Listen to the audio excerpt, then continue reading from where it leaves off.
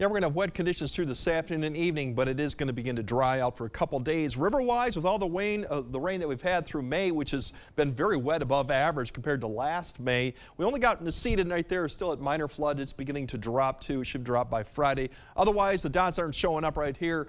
Technical issue there, but overall, all the rest of the rivers are in action or less. So that's the good news. Regardless of the rain, our rivers have kind of stayed where they should. But overall, there's your fog potential too tonight. We'll have to keep an eye. Once again, we had that this morning with clearing skies and wet conditions still and light winds. That still could happen.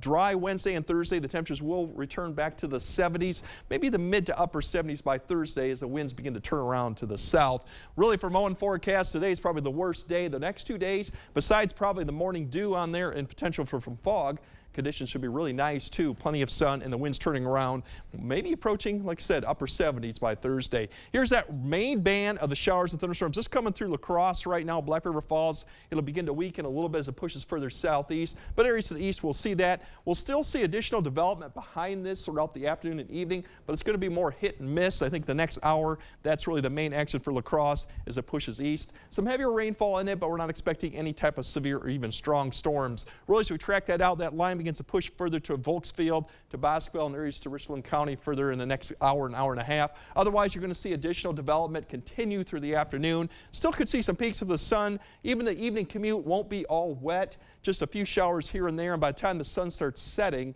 we should start seeing a lot of this activity begin to decrease. And then actually clearing skies, as mentioned, overnight with temperatures beginning to fall back off. And that'll be the story overnight is we'll have to watch for some fog or low cloud development. And then the temperatures will plummet back into the 40s, even some low 40s. So a little chill going in the air as you wake up for Wednesday morning in the mid to upper 40s, low 40s in some spots. And it doesn't really depict here, but we could see some fog or some low clouds in the morning. Once any of that low clouds burns off, plenty of sun with maybe some afternoon cloud development, but still temperature should get up into the 60s by noon. And then in the afternoon, plenty of sun will get us back up into the 70s, and that's a good story for that. As we go into Thursday, as I mentioned, the winds begin to turn around the south because we have this next system coming, a weak one that will fall apart, but it'll help turn those winds around and warm us back up for Thursday. When this does come through, this will be about a Friday system. We're not expecting a lot of precipitation with it. I think a lot of areas, once we get to Friday, we'll see more clouds than actually rain, but that is our next chance for some showers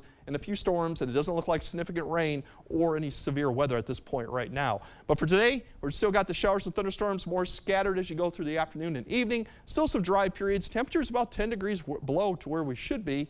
Tonight, we could see some fog potential with clearing skies. Precipitation should get out of here by 8 or 9 p.m. Otherwise, temperatures kind of chilly with the low to mid 40s in a lot of spots. Overall, then it gets even better for the next couple days with low to mid 70s through Thursday. And then the showers and thunderstorms come back, chances through Friday and Saturday, although those are fairly light. And if you notice, the temperatures begin to approach the low 80s, and I think we will be in the 80s by the time we get to next week. And by that point, we should be about upper 70s anyway for average. Okay, happy to see that. We could really hear the rain coming down a few minutes ago. Yes, like I said, it'll be nice to have some dry periods. We've had quite a bit of rain in May, like compared to last May, it was very dry. So. Yeah, feels like it. All right, thank you, Greg.